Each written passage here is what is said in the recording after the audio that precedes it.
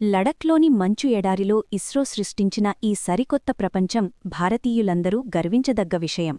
మనమిప్పుడు భూమిమీద ఉన్నామా లేక అంగారక గ్రహం మీద ఉన్నామా? లడఖ్లోని త్సోకర్ వ్యాలీని చూస్తుంటే ఎవరికైనా ఇలాంటి అనుమానమే వస్తుంది. కానీ ఇది సినిమా సెట్టింగ్ కాదు. భారత అంతరిక్ష పరిశోధనా సంస్థ ఇస్రో నిర్మించిన మినీ స్పేస్ వరల్డ్.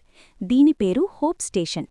చంద్రుడు, అంగారకుడిపై మనిషి ఎలా బ్రతకగలడో తెలుసుకోవడానికి ఇస్రో ఒక అద్భుతమైన ప్రయోగాన్ని మొదలుపెట్టింది. అంతరిక్షంలోకి వెళ్లకముందే భారత్ సాధించిన ఈ విజయం గురించి ప్రతి భారతీయుడూ తెలుసుకోవాలి. ఏంటా హోప్ స్టేషన్? హోప్ అంటే Himalayan outpost for planetary exploration.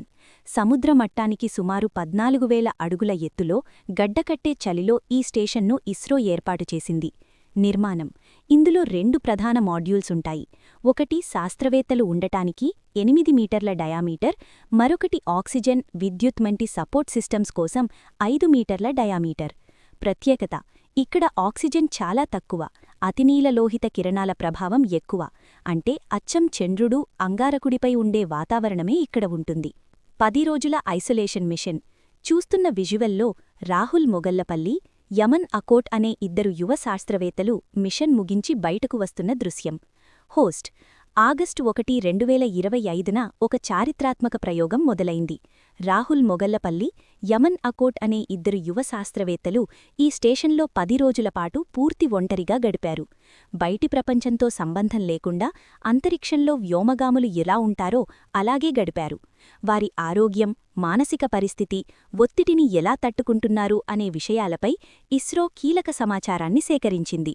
August 11న వారు విజయవంతంగా బయటకు వచ్చి భారత్ సత్తా చాటారు. ఇస్రో ఇదంతా ఎందుకు చేస్తోంది? దీని వెనుక ఒక మాస్టర్ ప్లానుంది. గగన్యాన్. మన దేశం నుండి మనుషులను అంతరిక్షంలోకి పంపే ప్రయోగానికి ఇదొక ప్రాక్టీస్ లాంటిది.